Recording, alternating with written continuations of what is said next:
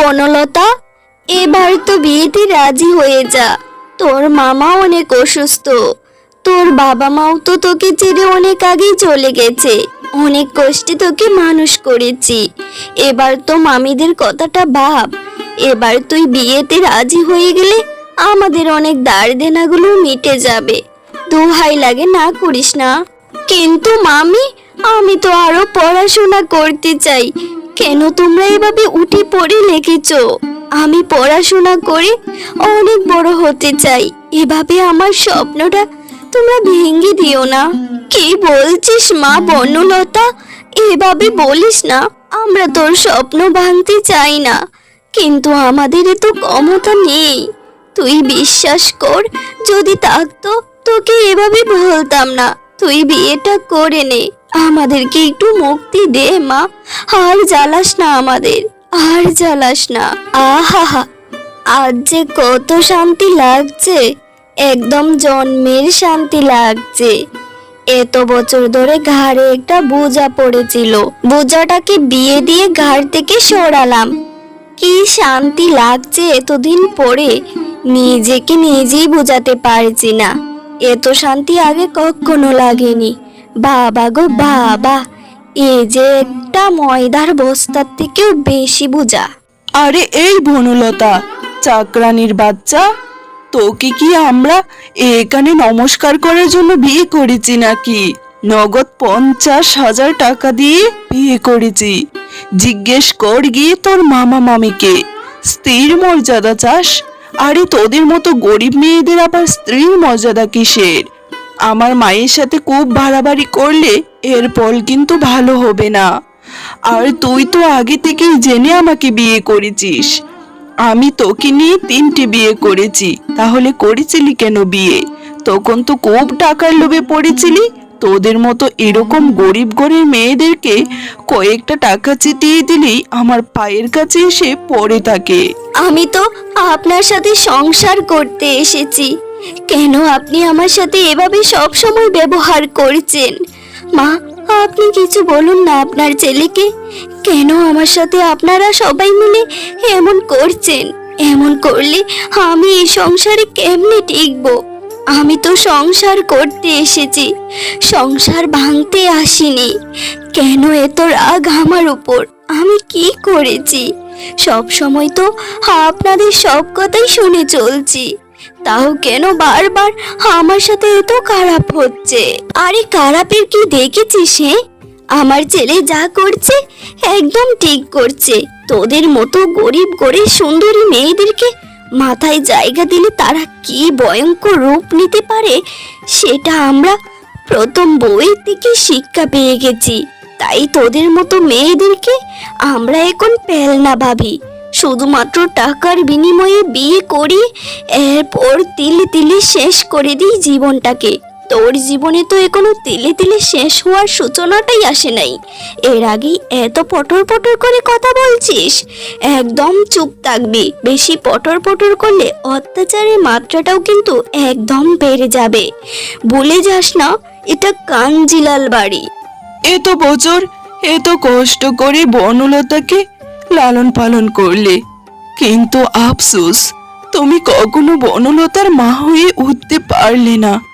যদি তাই হতো তাহলে 50,000 টাকার বিনিময়ে আমাদের বনলতাটাকে এমন জায়গায় বিয়ে দিতে না।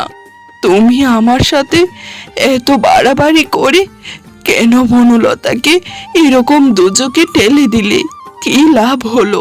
এই টাকা দিয়ে আমরা কি করব? কি করব মানে কি? টাকা দিয়ে মানুষ কি করে তুমি বুঝি সেটা জানো না? সারা জীবন শুধু বনলতা বনলতা বনলতা করলি, কখনো তো আমার কথা ভাবলি না। সেসব না হয় ছেড়েই দিলাম। তোমার ভাগ্নির কথা তুমি যখন ভাবছো, আমার কথা যখন ভাবোই না, তখন আমি কেন তোমার ভাগ্নির কথা সব সময় ভাববো? শুনি, জীবনে আমাকে কটা কি দিতে পেরেছো?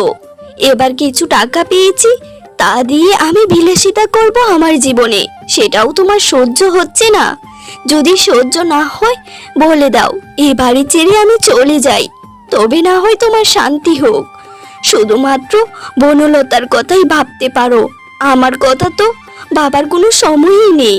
আরে বনলতার বাবা নয়, মামা হও তুমি। আর কত করবে ওর জন্য?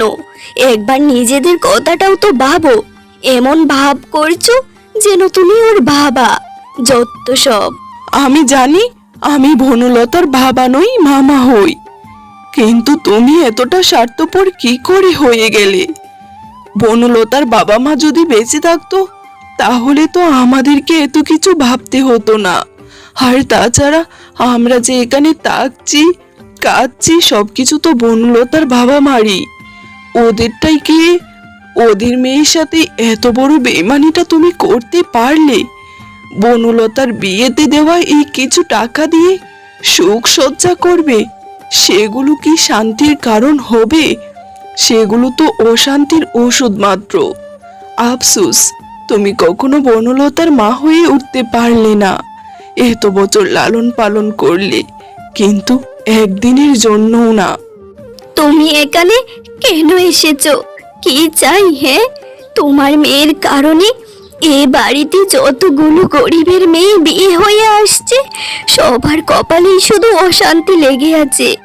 কি দরকার ছিল তোমার মেয়ের ওদের সাথে প্রতারণা করার? তোমার মেয়েকে তো ওরা অনেক ভালোবাসতো। যদি তোমার মেয়ে এমন না করতো তাহলে এতগুলো মেয়ের জীবন নষ্ট ওরা করতো না। তোর অভিযোগ একদম মিথ্যে নয় রে মা। তুই যা বলছিস একদম ঠিক কথা বলছিস। আমি আমার কোলাঙ্গার মেয়েটাকে ঠিক মতো মানুষ করতে পারিনি। গরিবের ঘরে জন্ম হয়েছিল তো, বিলাসিতার স্বপ্ন ছিল অনেক। এ বাড়িতে বিয়ে করে সংসার করার মোটিভেশন নিয়ে আসছিল না। সে এসেছিল শুধুমাত্র বিলাসিতা চাকচিক্যর জন্য। সেই জন্য মা ছেলেতে অনেক ভালোবাসা দিলেও সেই ভালোবাসার কোনো মূল্য দেয়নি, বরং ওদেরকে জ্বালিয়ে পুড়িয়ে চারকার করে সব টাকা পয়সা গয়নাগাটি নিয়ে পালিয়ে গেছে শহরে।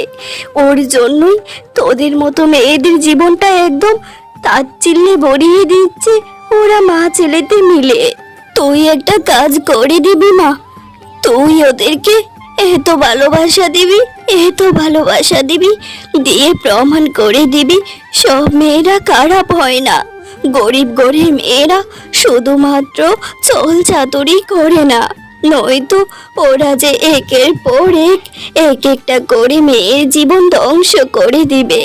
আমার মেয়েকে দিয়ে আমি যা করাতে পারিনি, আমি তোর থেকে তা আশা করছি। তাহলে যদি নিজের পাপবোধটা কম মনে হয়, তুই আমার কথাটা রাখবি মা, আমাকে কথা দে। নয়তো এই পাপের বোঝা বই বই আমি যে আর চলতে পারছি না। ঠিক আছে, তুমি চিন্তা করো না। ওরা যতই আমাকে অত্যাচার করুক না কেন, আমি এটা প্রমাণ করে দিব সব গরিব গরিব সুন্দরী মেয়েরাই শুধু খারাপ হয় না। আমাকে যত যাই করুক, আমি তোমায় কথা দিচ্ছি ওদের ভুল আমি ভাঙিয়েই ছাড়বো। এই বাড়িতে শেষ বউ আমিই থাকবো। আমার পরে ওরা আর কারো জীবন নষ্ট করতে পারবে না, কারো জীবন নিয়ে খেলতে পারবে না। ওরা তো ভালো মানুষ ছিল, ওদের মনের ভিতরে ভালো মানুষের ছায়া এখনো হয়তো বেঁচে আছে। আমি সব দূর করব।